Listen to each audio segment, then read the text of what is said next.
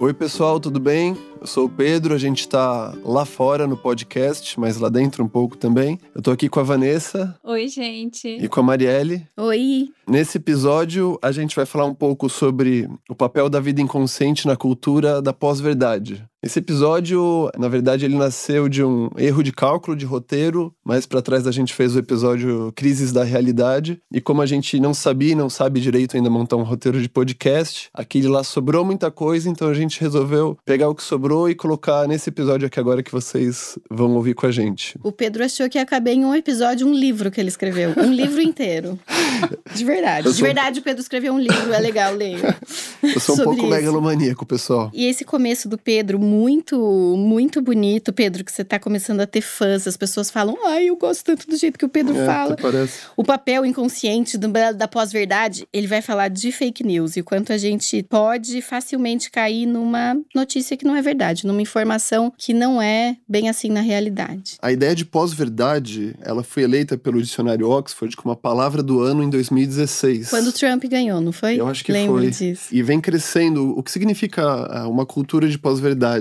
É alguma coisa que esse dicionário diz que ultrapassa um pouco a mera diferenciação entre falsificações e autenticidade. É um tipo de ambiente, assim, de cultural, civilizatório, onde a aparência talvez importa mais do que a verdade dos fatos. Onde o apelo às emoções, às crenças, a narrativa preferida por cada um tem mais relevo do que a base factual mais rígida e sólida, né? Então acho que a gente tem vários exemplos, né, hoje em dia, não é muito difícil encontrar exemplos dessa cultura da pós-verdade. Um deles, que eu acho que é um dos mais chocantes pelo número, é uma pesquisa do Datafolha em 2019. Nessa pesquisa, com brasileiros, foi aferido que mais ou menos 7% da nossa população, o que dá cerca de 11 milhões de pessoas, se dizem terraplanistas. Ou seja, acreditam que a Terra é como se fosse o logotipo da ONU e não uma esfera, um planeta. Mais ou menos 11 milhões dá mais ou menos a população do Rio Grande do Sul ou do Paraná.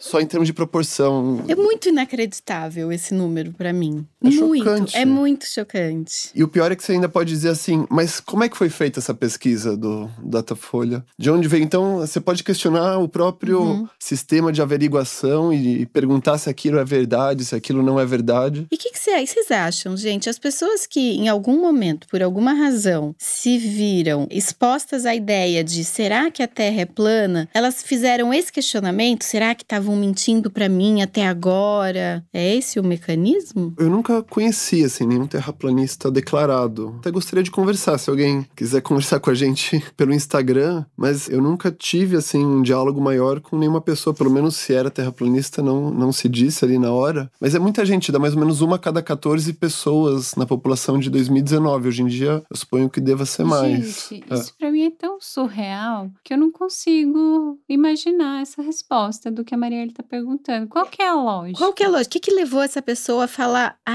porque olha, isso eu acho que é o radical da ideia da contestação e da dúvida de uma informação. Pra mim isso é o radical, assim. Por que é o radical? Bom, porque tem foto de satélite, a gente viaja de avião, não é muito contestável que a Terra tem uma certa forma. E eu acho que então essa ideia é mais radical que nos leva a pensar que essas pessoas, esse 11 milhões de pessoas, em algum momento falou, pera, acho que estavam mentindo pra mim. Eu tenho a impressão que tem um certo mecanismo de tentar ser mais esperto. Pode ser. Não é assim, olha, eu vou ser mais esperto e tem todo um mecanismo paranoide aí, a gente vai falar um pouco sobre a paranoia, né, que, bom, estavam tentando me enganar até agora com alguma coisa que não é verdade e eu sou mais esperto, agora eu vou descobrir a verdade. Eu não vou me deixar enganar. Não vou me deixar enganar, eu acho que tem esse mecanismo paranoico em funcionamento. Vocês podem falar um pouquinho o que é esse mecanismo paranoico? Se a gente pensar em paranoia, né, em sintoma psicótico,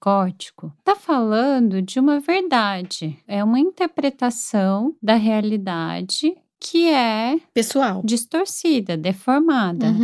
né? Mas trata-se de alguma realidade subjetiva. Subjetiva, mas eu acho que essa é a mistura, porque a Terra ser redonda ou plana não é subjetivo. Existe Então, mas uma... o que será que para cada um desses 11 milhões de pessoas. terraplanistas significa isso? Que eu acho que uma das interpretações é essa que você está trazendo, que me enganaram. Me enganaram, eu vou ser mais esperto e descobrir a verdade. Talvez essa seja uma questão. E se a gente for se aprofundando nas motivações inconscientes, devem ter outras motivações também, né?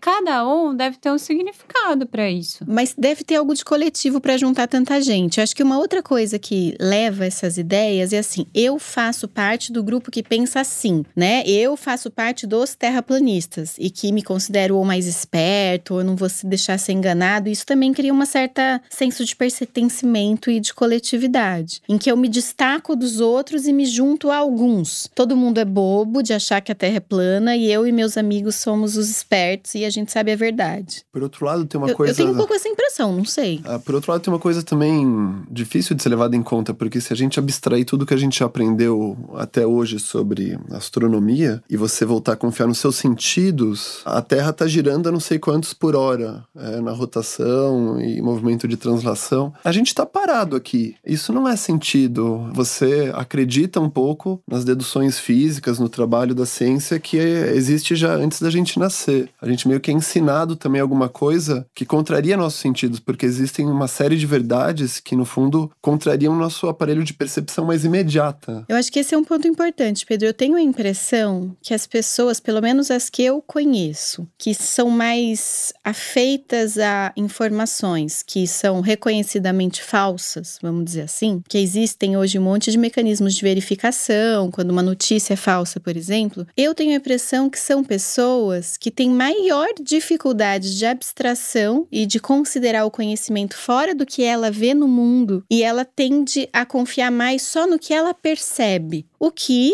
é um erro. Isso eu posso uma dizer... outra interpretação, né? Eu posso dizer, não existem chineses, porque eu não conheço nenhum chinês. Uhum. Bom, o meu mundo é pequeno, Uhum. né? O que meus sentidos tocam é bastante limitado e eu preciso considerar essa limitação se eu for considerar conhecimentos que estão além daquilo que eu posso perceber. E eu tenho a impressão que tem muitas pessoas que têm dificuldade de considerar esse conhecimento fora do que elas percebem. É aquela coisa de, não, mas...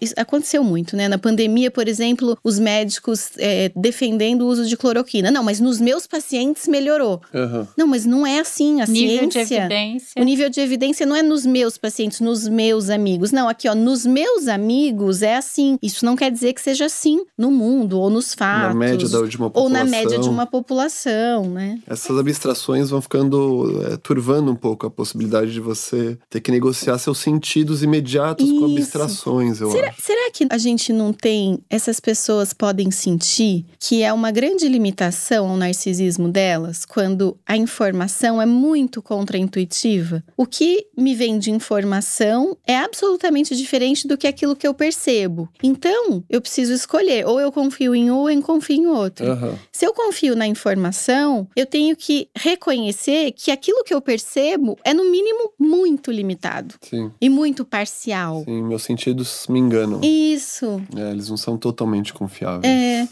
E eu acho que tem pessoas que têm mais dificuldade com essa limitação do próprio narcisismo, ou são mais afeitas a desejar acreditar que, bom, aquilo que eu vejo é assim em todo lugar. Sim. Acho que ao mesmo tempo também vai se estabelecendo uma série de métodos para veicular notícias nos nossos tempos, e a diversidade de fontes, a diversidade de informações, que ao mesmo tempo a narrativa dos fatos, a veracidade dos fatos começa a ser atacada e o sentimento de confiança na verdade vai sendo abalado. Por exemplo, teve alguns anos atrás, em 2018, faltavam 5 dias para o segundo turno da eleição para governador de São Paulo. E um dos candidatos era o João Dória. E a 5 dias da eleição sai um deepfake a respeito dele. Não sei se vocês sabem o que é deepfake, se já ouviram falar Eu não essa sei. expressão. Já ouvi, mas não sei. Deepfake é uma palavra americana que junta 2 palavras. Ela junta deep learning com fake. Uhum. Então é um sistema de inteligência artificial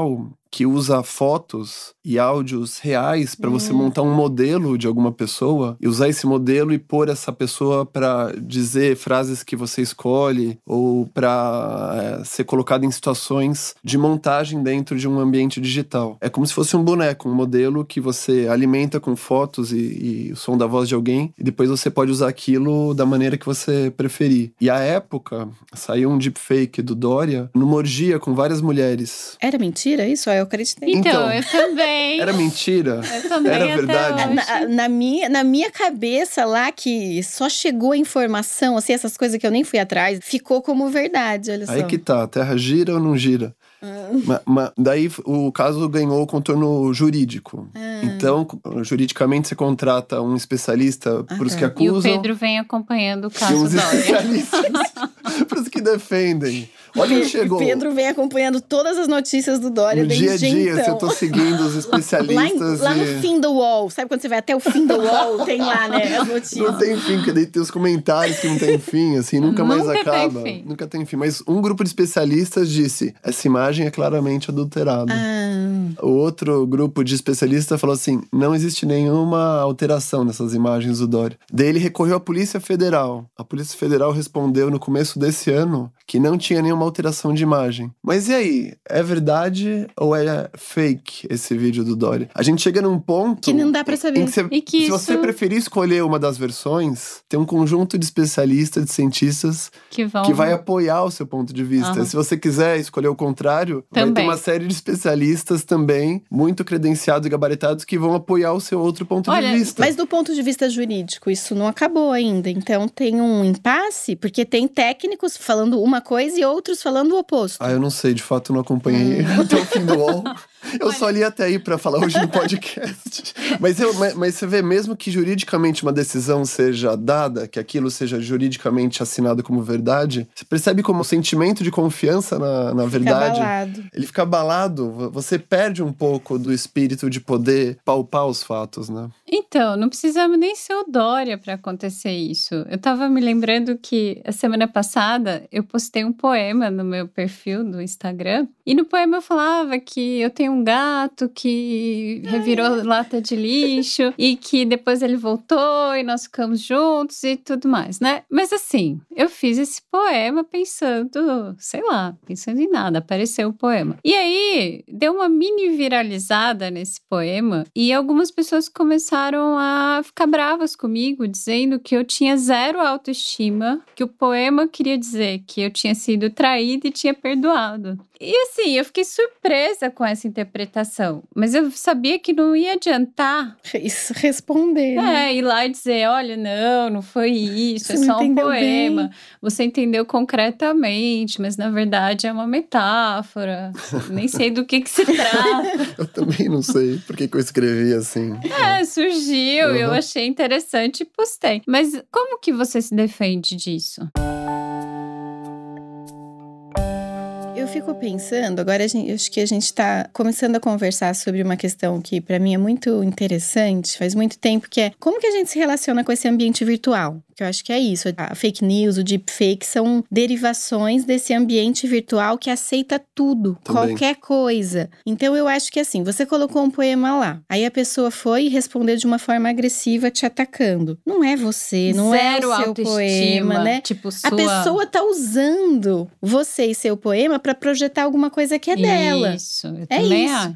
E a internet é um jogo de projeções muito agressivas e diretas, né? Porque talvez essa pessoa não falaria assim com você presencialmente. Bom, esse cara foi um pouco grosseiro, mas nada demais. A gente sabe como tem ataques. É um mini exemplo, né? Como tem ataques que as pessoas... Coisas gravíssimas. Graves mesmo, né? Eu, por exemplo, sou uma pessoa que não consigo ler o Twitter. Eu não consigo. Eu acho de um nível de violência as falas, né? Teve uma época que eu comecei a seguir algumas pessoas pra saber. Eu tava cansada de ouvir o que tuitaram. Aí eu comecei a seguir pra ler, né? De verdade. Mas os comentários é só pancadaria, né? Não tem nenhuma troca, e aí, eu não sei, eu acho que é isso. A internet pode ser esse lugar de projeção de tudo e de qualquer coisa, uma imensa né? tela de rochar para você colocar o que você preferir. O que você quiser, né? Eu fiquei pensando que pra gente ter essa conversa, a gente precisa pensar um pouquinho o que seria a verdade. Obviamente que a gente não vai chegar a uma resposta, né? Espera-se. E aí eu fui me lembrando do Freud, quando ele fala das visões de mundo, como que é em alemão? Eu vou me arriscar a dizer Weltanschauung. Ele vai falar que a gente vai ter uma tendência a ficar dentro de uma visão, de 4 opções, né? Uma tendência maior, que é uma visão científica, ou filosófica, ou religiosa, ou artística. Então, divide nessas 4 opções, deve ter mais até, talvez, enfim, estou trazendo essa coisa para a gente pensar. E dentro disso, a gente vai ter uma predominância, um olhar que vai tender a ver a realidade a partir dessas visões. Então, assim, essas fake news, isso que a gente está falando de desinformação, me dá a impressão de que está mais dentro de uma visão ideológica, que seria dentro da visão mais religiosa, né? A visão religiosa não necessariamente está ligada à religião puramente, mas a eleger algo como verdade absoluta. Como dogmas, como verdades que não são passíveis de ser contrapostas. Sim. Tem uma coisa que é verdade, pronto. Mas ao mesmo tempo, eu acho que se a gente recuar algumas décadas, é possível que a gente estava mais habituado a ter uma referenciação em alguns lugares do que é verdade. Então você procurava a universidade, no método científico, pelo menos, né? No método religioso. Quem acreditava, entre aspas, na ciência. Sim, os crentes da ciência. Tinha um lugar para procurar. Que acreditam no Deus Logos. Porque tem gente que vai ser assim com a literatura, com a arte, com a religião, com a filosofia. Mas falando em termos do método científico, que é o que embasa também as decisões jurídicas, porque no limite as decisões jurídicas privilegiam, eu acho, dessas lentes a científica para tomar suas decisões. Pelo menos até aqui onde a gente está. A gente tinha referenciações mais firmes. Você procurava os cientistas, procurava a universidade, você procurava aqueles que produzem, assim, que revelam a verdade através do método científico. Mas com a democratização de informação, com a proliferação também de estudos, de referências, de centros, isso perde um pouco também da consistência de confiança absoluta. Como nesse caso da disputa entre especialistas a respeito da averiguação de se algo é verdade ou não. Cada uma, mesmo quem está dentro da posição mais científica, dentro dessas 4 que você citou, Vanessa, se vê um tanto perdido, porque você passa de uma posição objetiva para ter que acreditar em alguma escolha subjetiva, onde você pode estar projetando uma parte de si. Então, eu acho que tem de novo, uma perda da confiança, da consistência na palavra de quem pode afirmar alguma coisa como verdadeira ou falsa. Então, a impressão que eu tenho é que isso muda historicamente. Por exemplo, se pegar a Idade Média, não era uma visão científica que predominava, era uma visão religiosa. Com o iluminismo, Revolução Industrial, tudo, que a gente sabe que foi a visão científica ganhou. Na Grécia, talvez fosse uma visão filosófica. Sim. Então, eu acho que agora, talvez a gente esteja realmente nessa crise de identidade, como é o tema da nossa conversa. Então, você, Pedro, por exemplo, tem essa tendência cientificista. Eu sou dessa religião. Sim. E eu gosto muito daquelas sketches do Porta dos Fundos. Vocês lembram que eles faziam aquela paródia do que, se não me engano, veio da Fox News e aqui começou a ser feito pela CNN, que era 2 especialistas, tô fazendo aspas aqui com a minha mão, não dá pra ver, especialistas debatendo o mesmo tema, só que um era um cientista e o outro era qualquer pessoa. Sei. Vocês não viram esses do Porta? Não vi. Era uma crítica à CNN, né? Que eles colocavam lá, sei lá, pandemia. Vamos pegar esse maior dos conflitos aí de argumentação dos últimos tempos. Pandemia, é verdade ou não é? As pessoas morrem ou não morrem? Aí vinha lá um epidemiologista, um infectologista da universidade tal, do hospital tal. E aí no sketch do Porta eles colocavam lá, sei lá, um tatuador. Um tatuador que tem um estúdio ali no Tatuapé. Aí essas 2 pessoas falavam e aí um falava, o outro falava, e o coordenador desse debate falava, né, que seria do azul se ninguém gostasse do amarelo.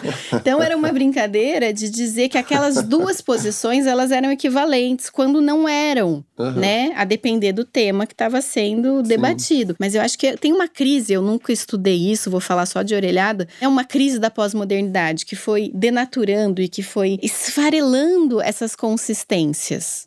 Que eu acho que a humanidade tinha até certo ponto, até certo momento, e que foi se mudando, né? Os sociólogos falam dessa perda de consistência identitária. Hoje em dia a gente não se fala mais, eu sou dessa religião, dessa família, dessa igreja, desse povo, né? A gente vai construindo coisas muito mais individuais e isso fica, né, o que me sustenta ou o que esfarela. Eu acho isso muito grave do ponto de vista de discussões da polis. E eu acho, Pedro, que você falou que se, não sei, multiplicaram os centros de estudo, alguma coisa assim. Eu acho que a questão foi a diferença de acesso à informação, principalmente. Porque antes, a informação ela era muito controlada, vamos dizer assim, pro bem ou pro mal. As pessoas todas assistiam alguns jornais, liam alguns jornais. Estação de rádio. Estação de rádio, tinha o quê? Para pesquisar informação, Barça, enciclopédia. Tinham poucos lugares que tinham os problemas de serem poucos lugares, porque também podia ter um dono, né, do interesse por aquela informação. Roberto Marinho. Exatamente. Os grandes donos, né? Ao mesmo tempo em que você sabia que aquilo ali estava lá porque ele tinha passado por algum certo crivo. Você sabia.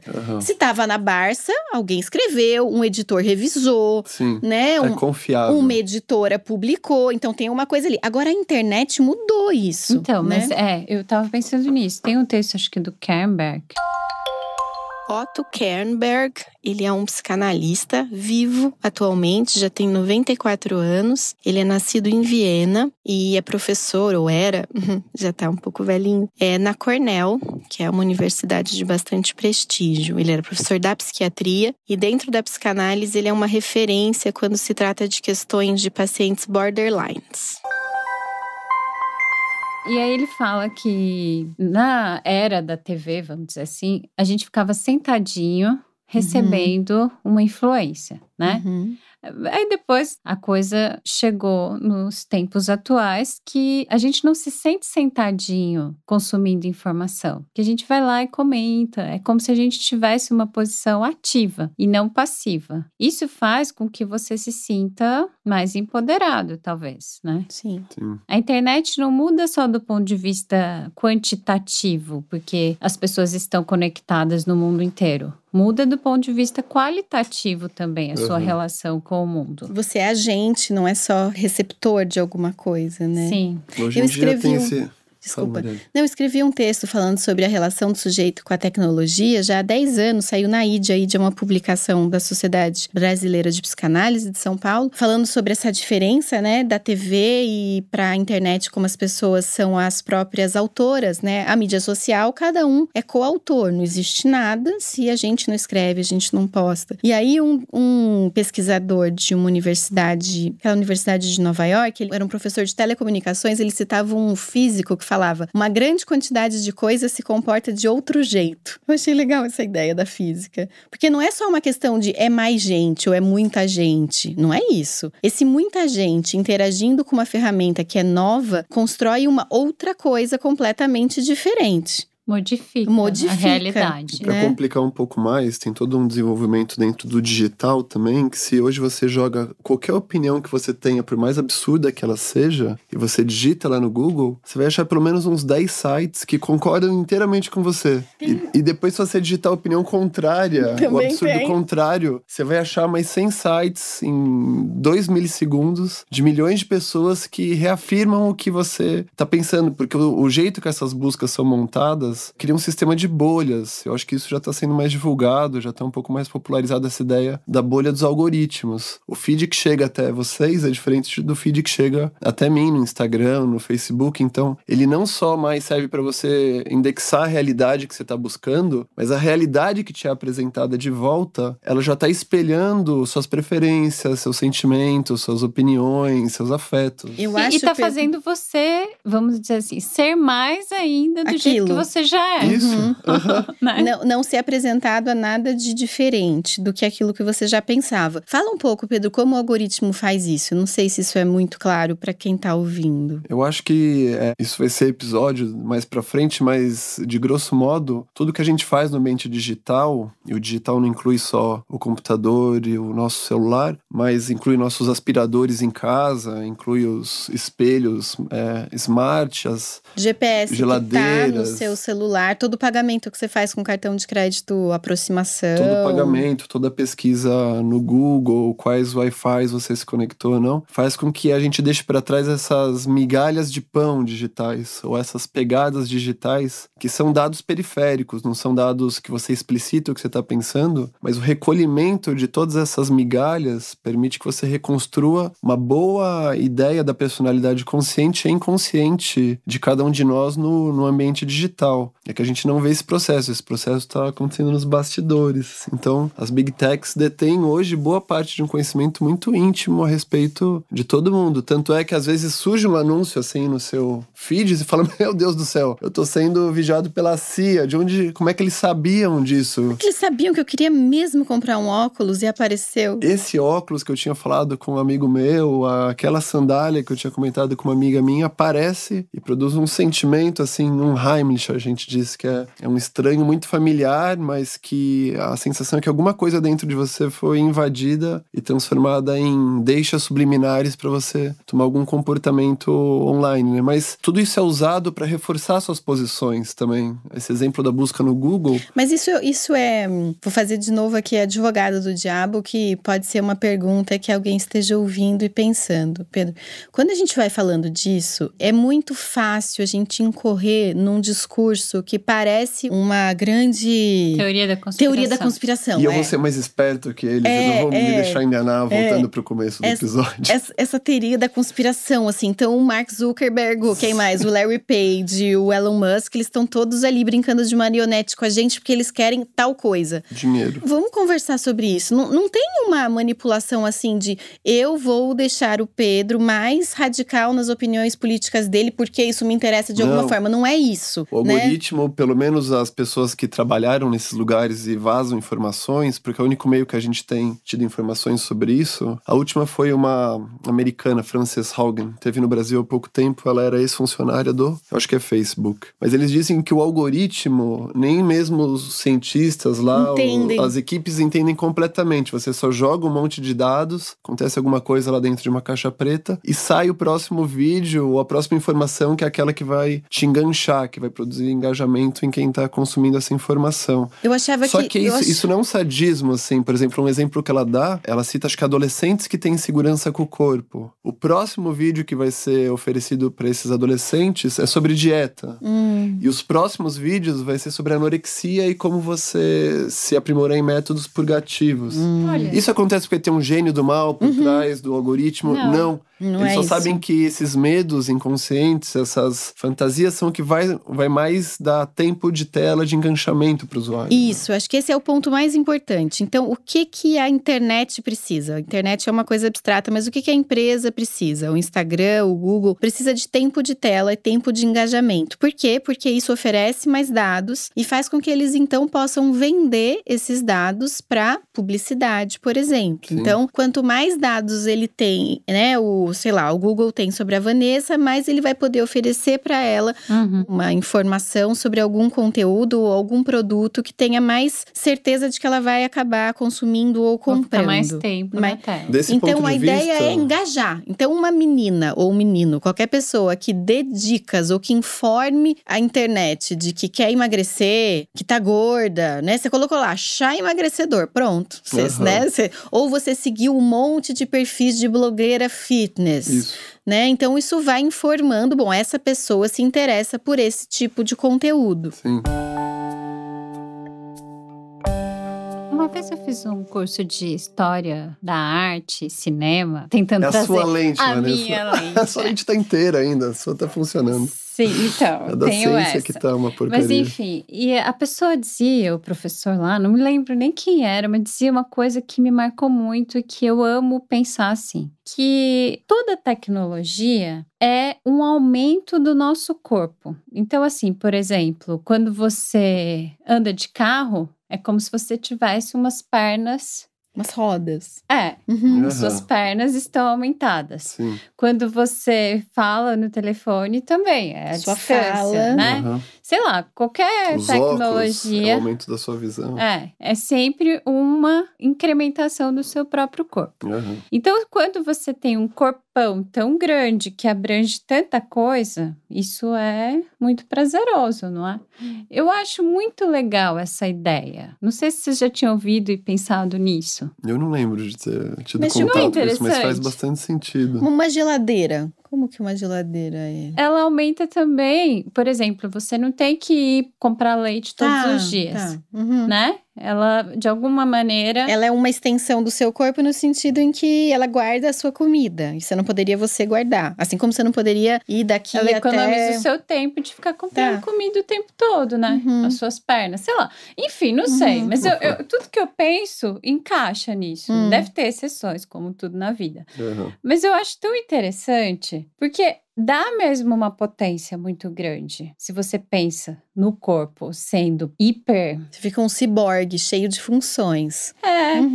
E isso é muito transformador e perigoso, porque você perde as noções das suas impotências também. Mas vão estar ali o tempo todo Sim. te puxando para a realidade. Eu fico pensando também, quando você traz esse tipo de referência, Vanessa, como que o diálogo entre as pessoas vai criando furos nessas bolhas do algoritmo, porque alguém que está mais dentro de uma lente artística vai receber um certo feed de autores e informações. Alguém que está mais dentro de outra das lentes que você informou, religiosa, filosófica, científica, vai receber outros inputs. E você lidar com outras pessoas, ouvir outras pessoas, vai criando esse agulhamento que vem da alteridade, eu acho, né? Que essa que é a experiência que mais falta, a experiência mais rara hoje em dia, talvez, em ambiente virtual. Porque se você é terraplanista, você vai ser confirmado no seu terraplanismo. Se você defende a vacina, você vai ser confirmado... Mas se você aí... é anti-vacina, você também vai ser confirmado na sua posição. Mas aí eu vou perguntar pra vocês aqui, a gente vai ser sincero e não ficar falando só na teoria. Por exemplo, se você tem contato no seu Instagram, no seu feed, sei lá do que, com pessoas que postam coisas muito contrárias àquela que você acredita. Muito. Isso é bom?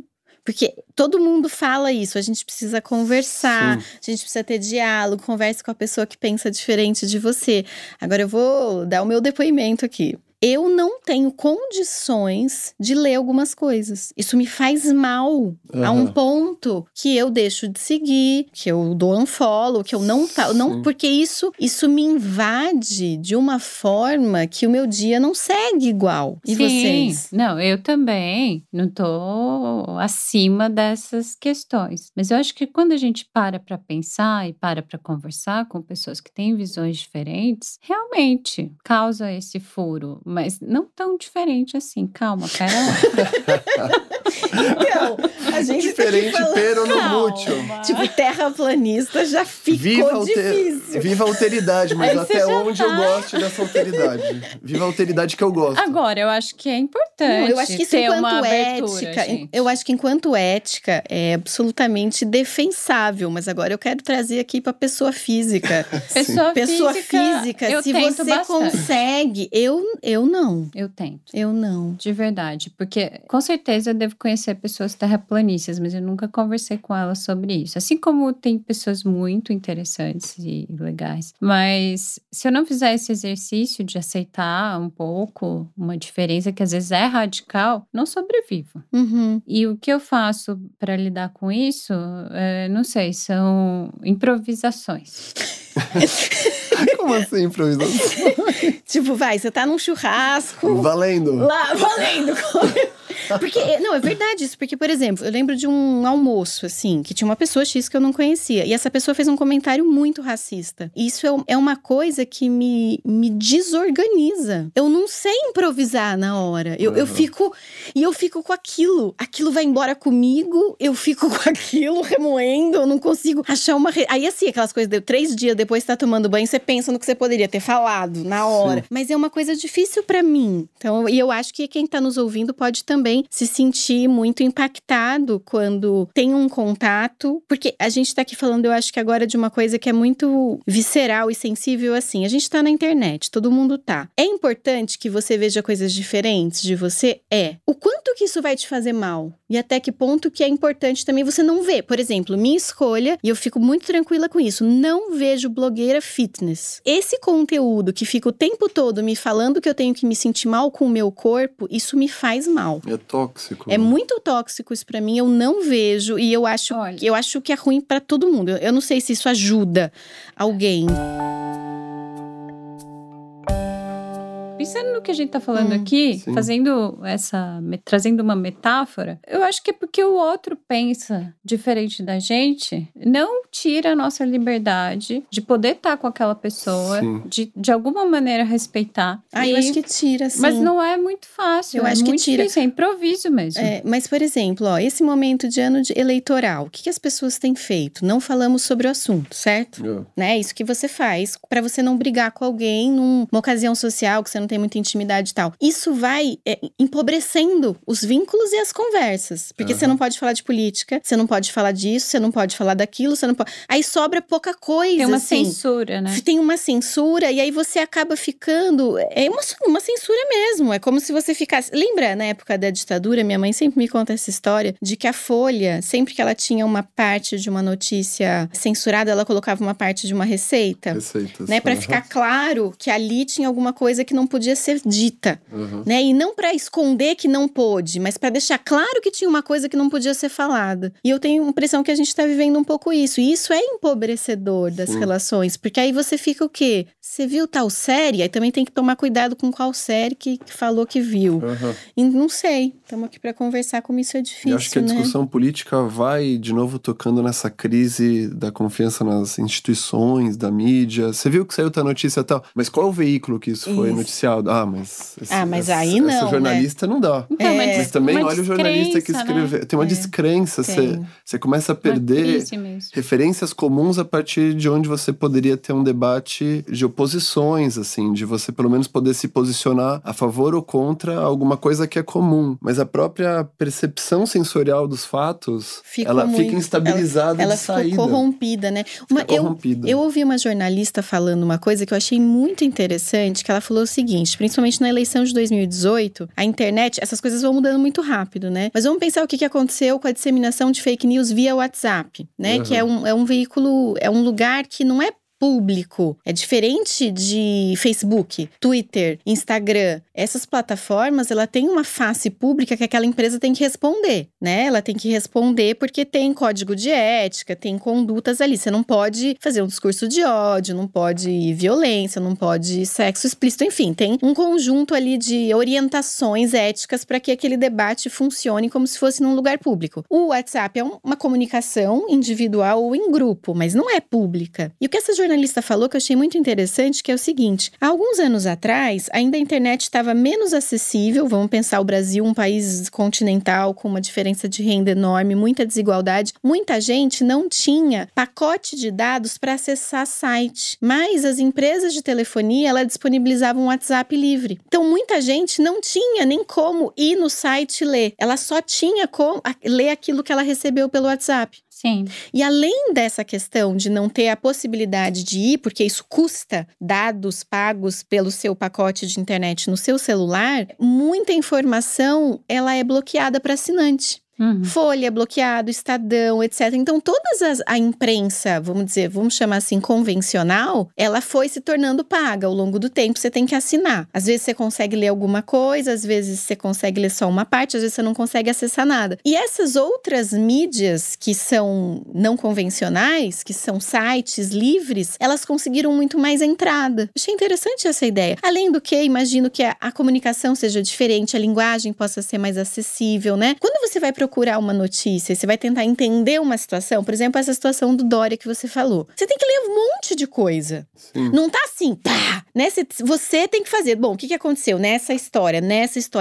Normalmente, essas fake news, o que eu já tive contato, aparece assim, não, né? É como se, assim, a coisa já viesse pronta para sua compreensão. Veja que absurdo que não sei quem falou. Aí você não... Já vem interpretado. E é pra você clicar. E clique. O que importa é que você dê o clique, Exato. não tanto que você faça um discernimento do que é verdade. Não, e não dá pra você fazer discernimento. Uma outra referência que tem, mas eu pensei em trazer também as nossas experiências de ter caído, assim, né, nesse tecido do falso. Do Dória eu caí. Então, não é que a gente também, caiu, total. eu não sei. Não sei. Eu simplesmente não consigo me posicionar. Se eu gostar mais do Dória, eu posso ir pra um lado, mas pro outro, mas em nenhum dos dois eu consigo ter Eu acho que eu sou um pouco ingênua. uma forte convicção. Eu acredito normalmente No que você vê, assim. Não 100%, não dá. Mas assim, eu tendo a falar, nossa. E depois eu deleto aquilo. Mas eu não fico... Então, mas eu acho que é importante a gente pensar que tem... Acho que é isso que você vai falar, Pedro, daquele vídeo, que é muito interessante. As fake news, elas são direcionadas. E vamos pensar que fake news, uma notícia falsa, ela é produzida, ela é fabricada com uma intenção muito objetiva. Para convencer um grupo de algo, certo?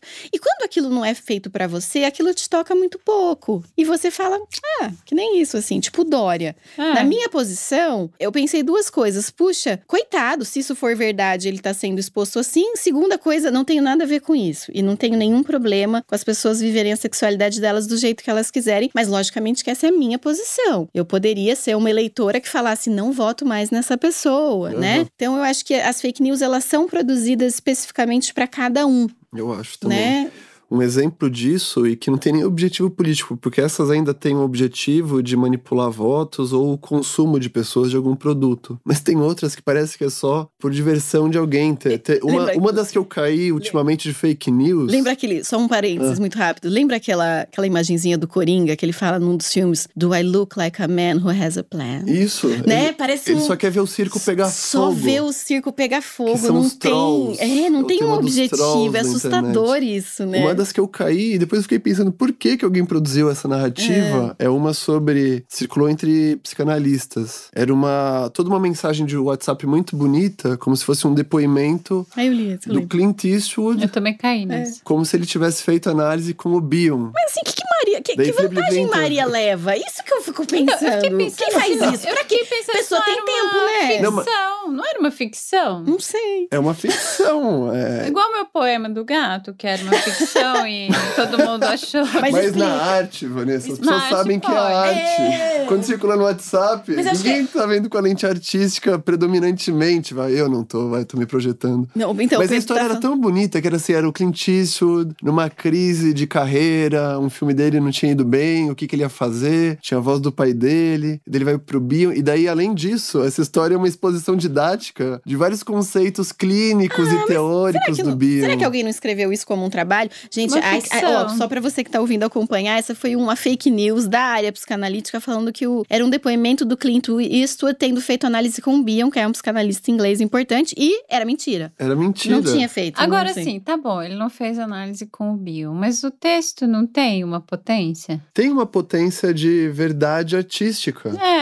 Mas eu acho que não era muito... Acho que as pessoas não estavam se sentindo... Né? Usar os nomes deles e colocar Mas eu acho que quem olhou, não olhou como num sarau, sabe? Com uma contemplação artística, estética. Uma notícia. Olhou como uma confirmação de uma série de pressupostos e desejos de um psicanalista de ver que a análise se confirma e que chega até pessoas relevantes da cultura, etc. Mas aí você tá falando, né, Pedro, de uma fake news muito inofensiva. Isso, né? ela não tinha uma intenção. Mas, gente, tem coisa que é muito grave. Tem coisa que é muito grave. Minha mãe tava falando com a vizinha dela que precisava cortar uma árvore. Sei lá, uma árvore que tava caindo de um muro pro outro, tinha que cortar. E aí a vizinha começou a falar que ela… Eu não sei o que ela juntou com a história da árvore, que ela tava fazendo uma obra na casa dela, porque ela ia fazer um cofre pra guardar os documentos. E aí minha mãe ficou meio assim, tipo, que documentos? É porque se não sei quem ganhar, né, um dos candidatos, aí, né, vão entrar na nossa casa. A pessoa vive essa verdade de que a casa dela vai ser invadida, roubada, e ela vai fazer uma obra pra construir uma coisa. Então isso entra na vida das pessoas com potência de verdade, transformando as atitudes. Olha, é verdade. Vocês viram hoje a notícia de que um menino tinha falado que ia matar todos os amigos numa certa escola? Não vou falar qual é, não. Foi um pouquinho de chegar aqui. Umas mensagens de WhatsApp que chegou pra mim, porque uma colega tem um filho nessa escola, essa criança falando aquelas coisas dos Estados Unidos. Mesma coisa, vou matar todo mundo e tal. Por exemplo, a disseminação da ideia do armamento, de que as pessoas têm que ter armas em casa, isso mata mais gente. É muito sério, né? Estatisticamente tá colocado. Olha, gente, essa conversa sobre a verdade me lembra um dos trechos da literatura que eu acho mais fantásticos, que é no comecinho da Paixão Segundo GH. Eu vou ler para vocês um pedacinho. Clarice Lispector. Pensando na questão da verdade e como a gente se sente quando a gente perde essas referências e não sabe mais o que é verdade. Perdi alguma coisa que me era essencial e que já não me é mais. Não me é necessária, assim como se eu tivesse perdido uma terceira perna que até então me impossibilitava de andar, mas que fazia de mim um tripé estável. Essa terceira perna eu perdi e voltei a ser a mesma pessoa, uma pessoa que nunca fui. Voltei a ter o que nunca tive, apenas as duas pernas. Sei que somente com duas pernas é que posso caminhar, mas a ausência inútil da terceira perna me faz falta e me assusta. Era ela que fazia de mim uma coisa encontrável por mim mesma e sem sequer precisar me procurar. E aí depois, mais pra frente, ela vai dizer assim: fico tão assustada quando percebo que durante horas perdi minha formação humana. Não sei se terei uma outra para substituir a perdida. Sei que precisarei tomar cuidado para não usar superficialmente uma nova terceira perna, que em mim renasce fácil como capim. E é essa perna protetora chamar de uma verdade. Uma verdade que vai servir como prótese da terceira perna, né? Sobre isso. Renasce como capim. A gente sempre está buscando uma verdade que nos faz um tripé estável, né? E isso me faz pensar assim também em algo que eu pensei em falar nesse episódio, que é uma ideia dessa perda, eu acho que está colocada metaforicamente, artisticamente com a imagem da perda da perna e com a Clarice, porque existe um tipo de visão sobre nós e sobre o mundo, que é uma visão, talvez dá para dizer assim, positivista. Nesse tipo de método de observação do mundo, os seus sentidos são muito confiáveis e os objetos do mundo também são muito confiáveis. Na visão positivista. Eles se mostram positivamente. Os dados, assim, é científico, de novo, os dados positivos, científicos se mostram aos seus sentidos. Assim como são. E quem tem olhos para ver e ouvidos para ouvir, vai absorver a verdade desse objeto e mais ou menos todo mundo vai chegar às mesmas conclusões a respeito desse objeto. Agora, eu acho que um dos temas específicos da nossa área, que é a psicanálise, e a clínica mostra isso a todo momento, e a vida cotidiana mostra isso a todo momento, é uma ideia de que nossos sentidos, nossos órgãos sensoriais, eles têm uma parte de objetividade, mas, por outro lado, eles são grandemente deformados por preferências, por prazeres, desprazeres inconscientes. Por experiências. Por experiência, mas tem uma série de emoções, pensamentos, sentimentos, afetos, preconceitos inconscientes dos quais a gente não tá a par, que a gente não considera eles intelectualmente, racionalmente, que eles se apresentam simplesmente pela deformação da minha lente ou dos meus ouvidos que eu direciono ao mundo ou a mim mesmo. E que faz de você um tripé estável, né? De todos nós. E que me põe em tripé estável e depois a gente perde. Assim, me vem um exemplo, sei lá, você tá com muita saudade de alguém, tá sentindo falta de alguém, você vê essa pessoa por todo lado. Você vê o vulto da pessoa que falta, da pessoa amada, da pessoa que você tem saudades. Ah, ali é fulana. Ah, ali vai... Ah, não é.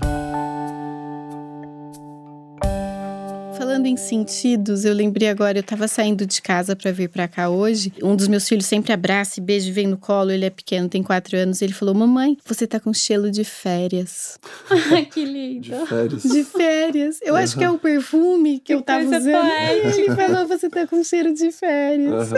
Então, são cheiros e olhares muito específicos. E o contrário também, quando você não quer ver alguma coisa da sua realidade externa, quando alguma percepção te traz Você desprazer, não vê. você não vê, não é uma questão racional de escolha, é uma escolha inconsciente, por mais paradoxal que isso seja. Você tem pontos cegos a respeito de si, a respeito dos outros, porque aquilo vai te causar um desprazer na percepção. E é muito importante assumir que tem pontos cegos, Mas eu acho que, né? a Que é a grande perda questão... da terceira perna estável. Mas eu acho que a grande questão, então, é essa. É você se colocar em dúvida. No sentido de, pode ser que aquilo que eu percebo não seja tudo ou a verdade absoluta, né? Eu adoro uma parte do filme A Beleza Americana. Lembra aquele filme que como chama aquele ator ótimo que depois saiu de tudo porque foi denunciado de assédio e tal? Qual deles?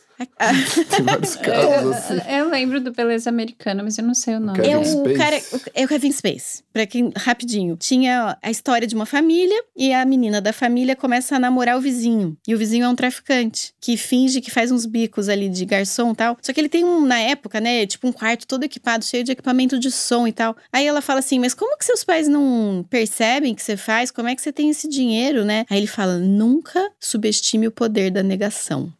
E a mãe dele é uma figura muito assustadora, ela fica parada, assim. O pai é um gay militar, que não assume a própria perde a terceira sexualidade. perna, né? Porque tem um momento que ele entra numa outra percepção da realidade. Todo uma mundo mudança perde. catastrófica. Nesse filme, todo mundo perde a terceira perna, assim, perde. lembrando. Só o Kevin Spacey, que morre, é o que tá tentando encontrar alguma coisa mais verdadeira que ele possa contar dentro da experiência dele, né? De se pôr em questão, você Mas tá dizendo, né, essa Maria? coisa nunca subestime. O poder da negação é uma coisa muito forte, né? Como as pessoas são capazes de negar alguma percepção. Eu acho que a experiência de análise potencialmente traz essa interrogação constante sobre os nossos sentidos, porque a gente se vê caindo do cavalo tantas e tantas vezes. E a gente vai tentando conseguir andar sem a terceira perna, Também. né? Com muita dificuldade. Yeah. Eu fiquei pensando também no Metamorfose do Kafka, né? Que ele acorda sendo uma barata, o Gregor Samsa, ou ele já era uma barata e não sabia?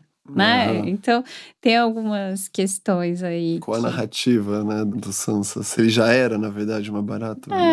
Então são muitas questões que eu acho que são interessantes. Acho que a psicanálise põe em cena, traz a novidade da realidade psíquica. A gente usa esse termo realidade psíquica, é porque ela não cede, tanto quanto o material sólido não cede. A realidade psíquica, ela se impõe, ela se coloca, ela se transfere para a figura do analista, da gente atendendo, e se revela por meio de vivências que são alucinações de fato, ou seja, a deformação dos seus órgãos do sentido diretamente, né? A Marielle falou de negação. Eu tenho uma amiga, assim, que fazia análise por um tempão, e daí o que aconteceu é que a analista dela ficou grávida, e comunicou ela, e falou, daqui 9 meses, provavelmente eu vou ter que parar de atender e tal. Chegou 1 mês antes, não sei quanto tempo antes a analista saiu, ela falou, bom, então eu tô saindo, acho que essa, como a gente combinou. Daí minha amiga disse assim, como a gente combinou o quê? E ela não viu a barriga. Não viu a barriga. E isso, todo mundo fala assim, mas como assim? Parece muito mentira isso, mas como assim você não viu a barriga? Ela não viu a barriga e fez questão de deletar a informação. Precisamente aquela informação que tinha sido dada pra ela, pelo menos umas 2 vezes. Depois, quando a analista disse assim, você não lembra de tal e tal dela? Eu sabia disso, mas eu não sabia mais que eu sabia disso. Eu sabia, mas eu fechei em algum lugar. Eu descobri uma gravidez, assim, de 8 meses da analista saindo de férias. E como é complexo de licença, né? lidar com o que é percepção, o que você que é seu, é subjetivo, e o que tá dado mesmo pelo mundo externo, né? aqui pensando que eu acho que... Bom, Pedro, eu acho que você tinha que falar um pouquinho sobre como a fake news, ela vai de encontro a um desejo, a um funcionamento do nosso desejo que já está muito pronto. Como se fosse só uma pecinha que encaixa muito bem. Eu acho que, de novo, voltando às descobertas psicanalíticas, passando pelos principais autores, assim, que a gente gosta, se identifica, a novidade é toda essa, de que existe uma forte base mental inconsciente que funciona em modo fake news. Como que é isso, Pedro? Explica melhor. Por exemplo, a gente inconscientemente vê o que a gente deseja ver.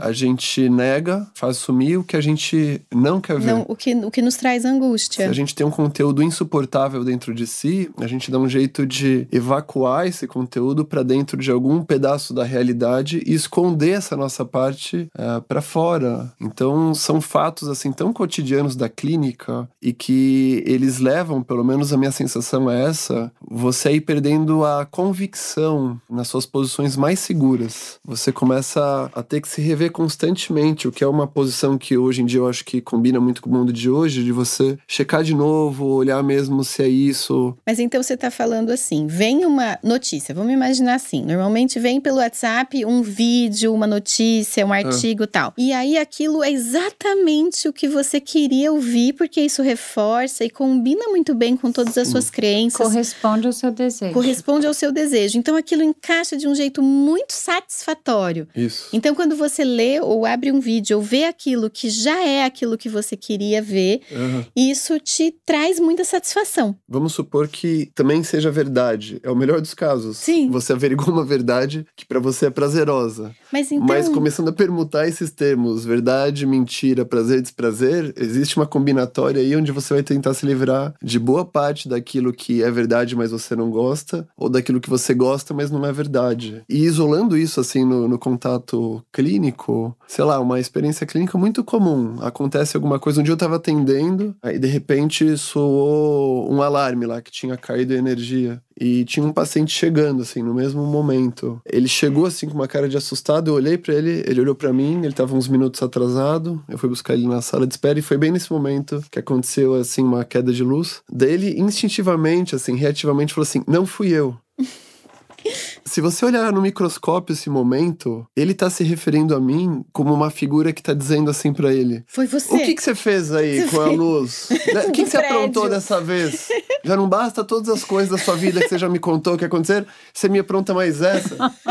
Só que nisso, eu tava mudo calado. É um conteúdo interno dele, um perseguidor, essa instância crítica, superegóica, que a gente chama analiticamente. Em vez de ser percebido como uma força dentro dele contra ele mesmo, foi colocado sobre mim, numa deformação da realidade que ele agora não vive de maneira que ele consegue pensar racionalmente que ele tá deformando a realidade. Ele vive como um fato em si, que eu sou esse perseguidor crítico contra ele. Agora, essa vinheta, que é das mais simples e cotidianas pra gente, leva a gente a ter que rever praticamente todo o nosso sistema de percepção, porque em que momentos que a gente não é esse paciente? Em que momentos que não são os nossos sentidos tentando trazer uma segurança de terceira perna com base em engodos, né? Isso é muito comum, né? Os pacientes chegam e falam, eu tava pensando, faz semanas que eu penso, mas eu não falo porque você não vai gostar. E aí a pessoa fala e você tá tranquilo de que você não desgosta daquilo. Ou você até gostou, ou você gostou, não tem nada, mas é uma projeção muito daquela pessoa. Eu acho que, bom, não é nosso objetivo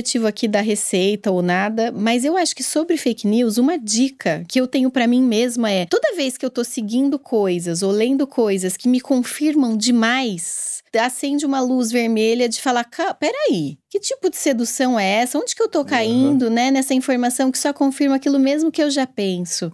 E aí eu vou tentar procurar uma outra coisa, porque senão eu acho que a gente vai ficando aí na bolha perigosa, na medida em que a gente pode se levar um susto muito grande ao perceber que o mundo não é exatamente com aquilo que você sonhou, pensou e que chega pra você, né? Eu gosto de pensar também que esse sistema de alerta é frágil pra todo mundo. Sim. Como condição humana, por mais que você treine, assim, igual essa do Clint Eastwood e do Bion. Sim.